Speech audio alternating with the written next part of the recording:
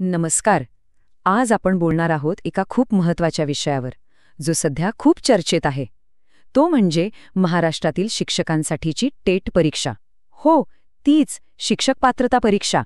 Supreme कोर्टाच्या एका ताज्या निर्णयामुळे हा विषय पुन्हा एकदा ऐरणीवर आलाय. आणि आज आपण तोच निर्णय आणि त्याचे परिणाम समजून घेणार आहोत. तर सगळ्यात मोठी बातमी काय आहे? सुप्रीम कोर्टानं अगदी स्पष्ट शब्दांत सांगितलंय की 2011 नंतर ज्यांची नियुक्ती झालीय त्या सगळ्या शिक्षकांना टेट परीक्षा पास करणं बंधनकारक आहे. हो, अगदी अनिवार्य. आता ही खरंच एक मोठी अट आहे आणि यामुळे अनेक शिक्षकांसमोर एक नवं आव्हान उभं ठाकलंय, हे नक्की. आता साहजिक आहे, हा निर्णय आल्यावर एक प्रश्न सगळ्यांसमोर उभा राहतो की आता पुढे काय? या परिस्थितीला सामोरं जायचं तरी कसं? नुसती चिंता करत बसायचं की थेट तयारीला लागायचं? बघा, आपल्यासमोरनं दोन अगदी स्पष्ट मार्ग दिसतायत. हे दोन मार्ग कोणते आहेत? पहिला मार्ग आहे थोडासा अनिश्चिततेचा. म्हणजे रिव्ह्यू पिटिशनचं काय होणार, कोर्टाच्या कामाला किती वेळ लागेल, ह्या सगळ्या विचारांमध्ये अडकून राहणं. आणि दुसरा मार्ग, तो आहे थेट निश्चयाचा. सरळ ठरवून टाकायचं की परीक्षेचा अभ्यास करायचा आणि आजपासूनच कामाला लागायचं. म्हणजे लगेच पावलं उचलायची. आणि आपण ज्या माहितीच्या आधारे हे सगळं बोलतोय ना, तिथे याच दुसऱ्या मार्गावर जास्त भर दिला गेलाय. त्यातला मूळ संदेशच हा आहे की खंबीर निर्धार करा. काय निर्धार? की चला, आपण पुढच्या 2 वर्षात टीईटी पास व्हायचंच, असा पक्का निश्चय करू आणि आजपासूनच अभ्यासाला लागूया. आणि हो, हे काही फक्त बोलण्यापुरतं नाहीये.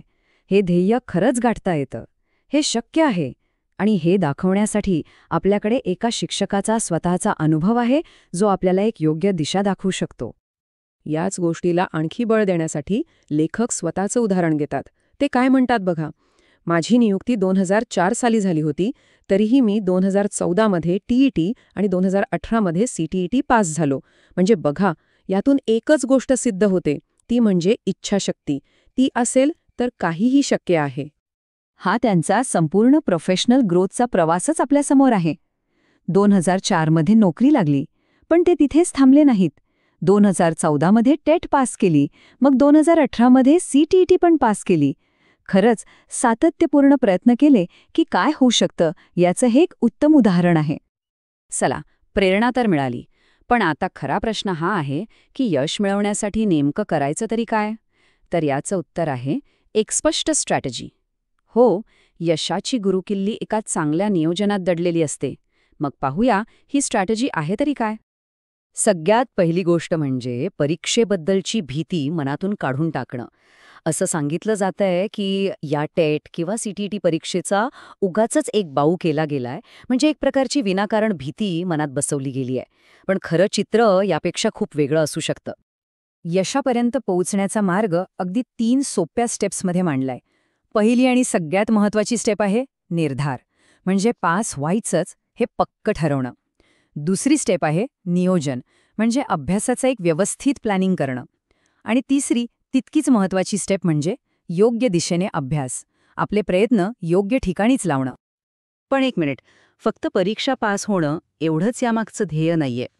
या सगळ्या प्रयत्नांमागे एक खूप मोठा आणि त्याहूनही महत्त्वाचा फायदा लपलेला आहे. आणि तो फायदा म्हणजे स्वतःला अपडेटेड ठेवण्याचं, अद्ययावत राहण्याचं महत्त्व. बघा, या परीक्षेच्या तयारीच्या निमित्ताने काय होतं, शिक्षक आपल्या प्रोफेशनल नॉलेजच्या फ्लोमध्ये राहतात. त्यांचं ज्ञान सतत ताजं राहतं, नवनवीन गोष्टी कळतात. आणि याचा परिणाम काय, तर ते एक अधिक प्रभावी शिक्षक बनण्याच्या दिशेने एक पाऊल पुढे टाकतात. तर मग ह्या सगळ्या चर्चेनंतर सगळा मुद्दा येऊन थांबतो तो कृतीवर, म्हणजे ॲक्शन घेण्यावर. म्हणूनच शेवटचा आणि सगळ्यात महत्त्वाचा संदेश हाच आहे, चला तर मग आजपासूनच तयारीला लागूया. आणि जाता जाता एक खूप विचार करायला लावणारा प्रश्न मांडला गेलाय. शिक्षकांनी आपलं आयुष्य विद्यार्थ्यांसाठी अभ्यास करण्यात आणि त्यांना शिकवण्यात घालवलं. मग आता या निमित्ताने थोडा अभ्यास स्वतःसाठी का नाही करायचा, नाही का? याकडे आपण स्वतःसाठी केलेली एक इन्व्हेस्टमेंट म्हणून बघू शकतो.